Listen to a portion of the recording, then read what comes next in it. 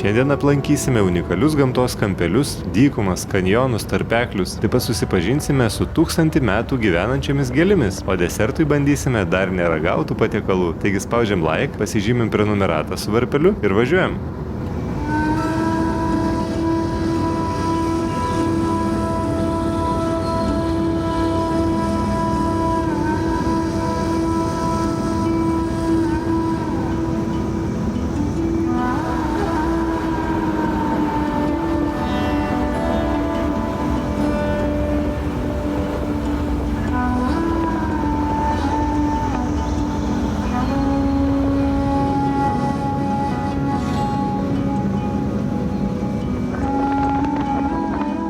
Namibo dykuma – tai dykuma Afrikos pietvakarinėje pakrantėje. Driekiasi Namibijos ir Angolos teritorijose, iš šiaurės į pietus iki Oranžinės upės. Užima 100 000 kvadratinių kilometrų plotą. Namibo dykuma yra žymi dėl savo smėlio kopų, kurios priklausomai nuo saulės padėties ir drėgmės intensyviai keičia savo spalvą. Kopos nuolatos pustomos ir besikeičiančios. Aukščiausia kopa siekia net 340 metrų. Tai viena aukščiausių kopų pasaulyje. Palyginimui mūsų mieloji Nidos kopa siekia 50 metrų. Yra viena aukščiausių kopų Europoje. Tačiau per 20 amžiaus paskutinį dešimtmetį kopos aukštis gerokai sumažėjo ir šiai dienai vos besiekia 50 metrų. Anksčiau jos aukštis siekė 70 metrų, tačiau sumenko. Taip atsitiko Neringoje padaugėjus poilsiautojų, kai nebuvo jokių draudimų vaikščioti kopomis bei leistis nuo jų. Tai dabar tikiuosi suprantate ir nebepykstate, kodėl Neringoje taip saugome kopas. Jų tiesiog gali nelikti. Esu dykumoje šalia vandenyno, kiek pažvelgsi,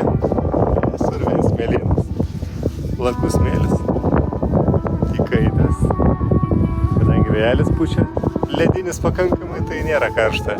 Pirmą kartą su tokia nedidelė mašinėlė atvykau į dykumą. Vairuotojas sakė, kad neužklimsim, tikiuosi, kad taip ir bus.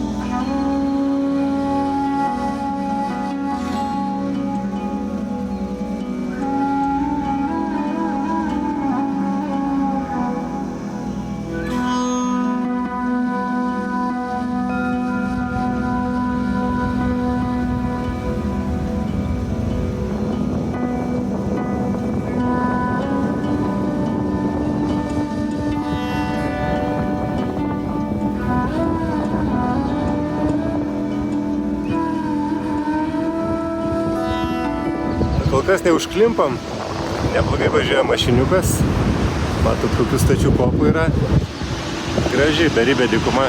Smagu pasivažinėti kopomis, yra 3 dalykai, kad automobilis neužklimptų. Tai važiuoti žemom apsukom, išsijungti visas elektroninės blokiruotės ir nuleisti padangų slėgę iki 1 atmosferos arba šiek tiek daugiau. Ir tada jau pirmyn į kopas.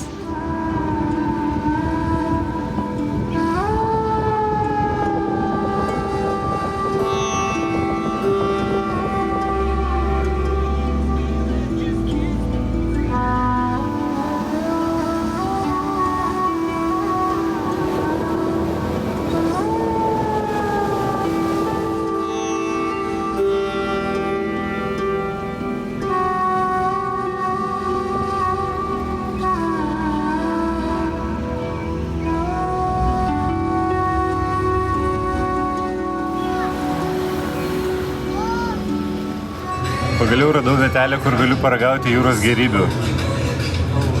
3 dideli kalmarai, Apsišlakstom laimu.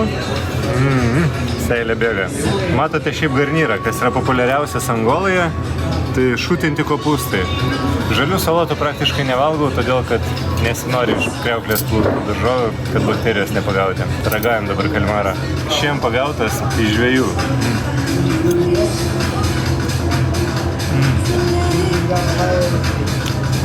Nedaug prieskonio, bet idealus. Gerai susikremto, minkštas, skanus, pasakiškas jūrų gerybės šiame uoste. Esu prie didžiosios dykumų gėlės, Velvičija vadinasi. Didelė. Čia beje patinas, o šalia yra patelė.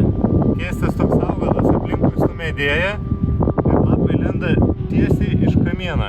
Velvičija auga dykumoje, prisitaikiusi prie karšto ir sausringo klimato. Drėgmę gauna iš ryto rasos, nes lapai turi itin daug žietelių. Nors augalo amžių nustatyti sunku, manoma, kad jis gali augti daugiau nei 1000 metų. Nuostabioji velvičija laikoma gyvąja fosilija. Auga labai lėtai, iš trumpo, storo, medingo kamieno. Turi tik 2 lapus, kurie pastoviai auga iš pagrindo. Šie 2 dideli lapai auga visą augalo gyvenimą ir gali pasiekti net 4 metrų ilgį ir 2 metrų plotį. Iš augalo pagrindo išauga ūgliai su nedideliais kankorėžiais, vyriškais ant vieno augalo, moteriškais ant kito. Juos apdulkina vabzdžiai. Beje, velvičia yra pavaizduota netgi Namibijos herbe ir yra griežtai saugoma. Žiūrėkit, kokia daugybė šių augalų. Vien Regos lauke kokių 20.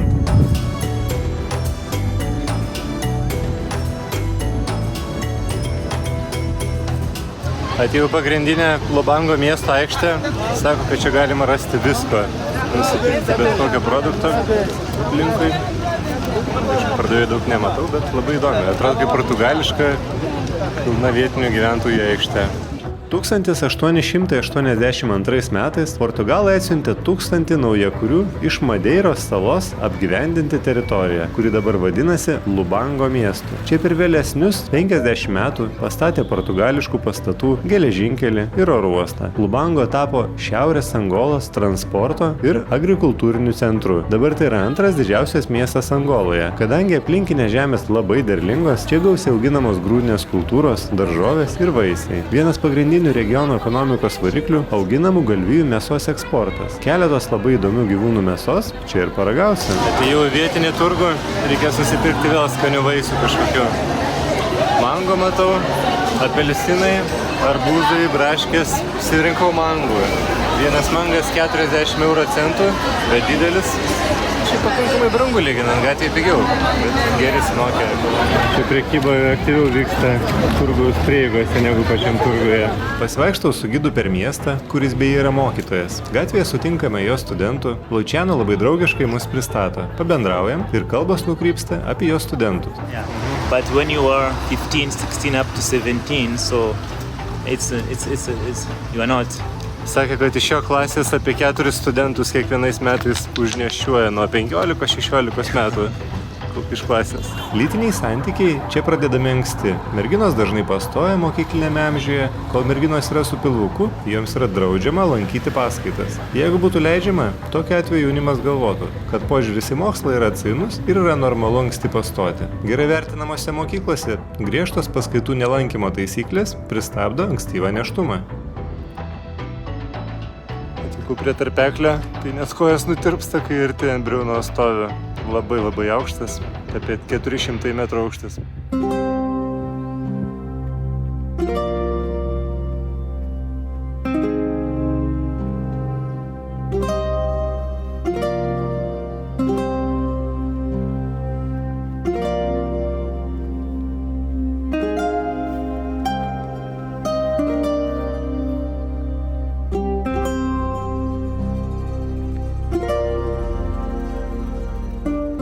Galingas tarpeklis.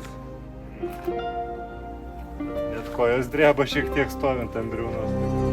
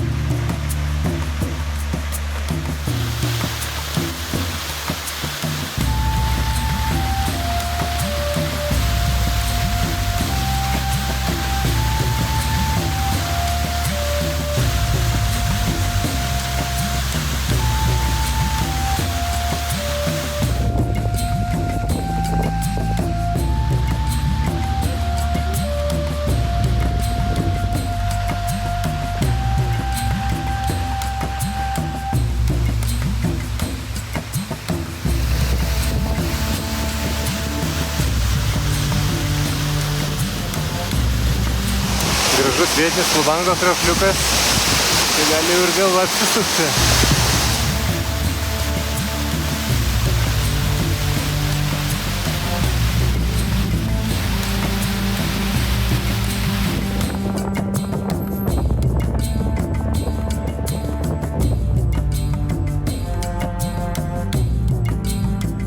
Lubango mieste galima rasti dar vieną Kristų, kuris panašus kaip Brazilija, tik tai lieknesnis.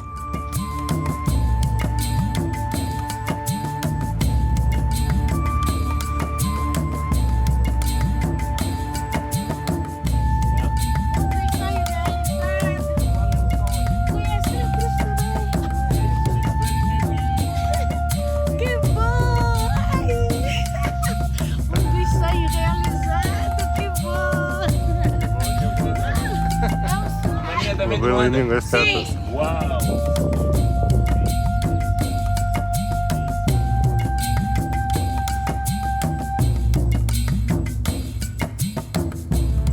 Štai užrašėlis Lubango ir atsiveria visas miesto vaizdas. Apie 2 milijonus čia gyvena, bet pagrindė turbūt lūšnynuose. Atėjau prie tvoros šalia viešbučio ir matote, kas už jos. Ogi krokodilus laiko. Restorano meniu krokodiliena. Kaip ir keista, bet normalu, pas mus laiko kiaules.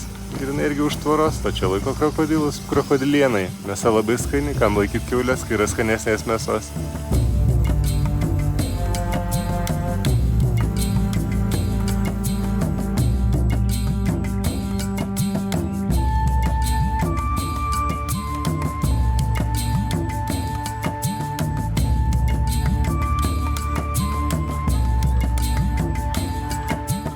Šiame restorane galima paragauti labai įdomios mėsos, kurias niekur kitur nerasi.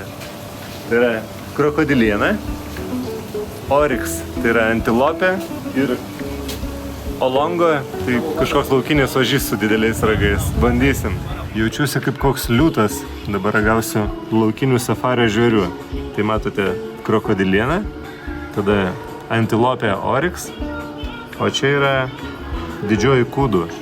Yra iš jautinių šeimos. Seilė bėga. Pradėsim nuo krokodilienos. Skaniai grilių kvepia.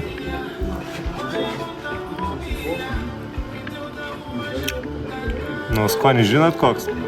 Nesakysiu. Atvažiuosit ir paragausit. Iš tikrųjų tai labai skaniai. Lengvai kramtosi, neguminė. Tarp vištienos ir kiaulienos. Dabar didžioji kudu. Čia yra jautinių šeimos gyvūnas. Nežinau, šiek tiek panašu turbūt į jautieną. Bet irgi gerai kramtosi viskas. Skanu, jokio kvapo, žinokit, nieko nėra. Tarsi būtų iš parduotuvės. Na ir oryx antilopė. Tamsiausia mėsa. Taip pat be kvapio. Kaip geras steikas. Labai gerai padaryta. Pipirai, druska daugiau niekur nedėjo. Jokių savotiškų afrikietiškų prieskonių. Šiaip labai įdomu paragauti tokias mėsos. Šis įdomus patiekalas štai tokiame gražiame restorane kainuoja 25 eurus. Pasivaikščiau po restoraną. Pasirodo, kad šitą gražuolį ką tik valgiau. Įdomu visai ir juokinga.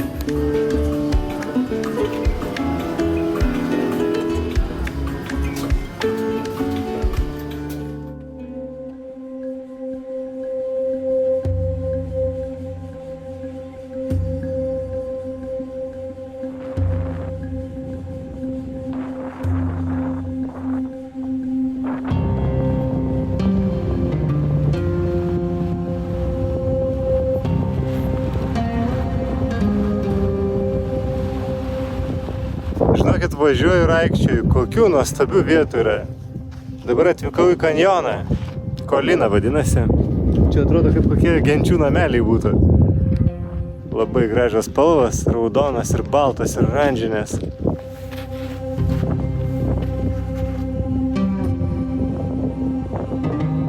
Užsilipau į viršų. Wow. Trūksta žodžių, žinokit, kaip gražu čionais. Norėčiau ir ilgiau pabūti.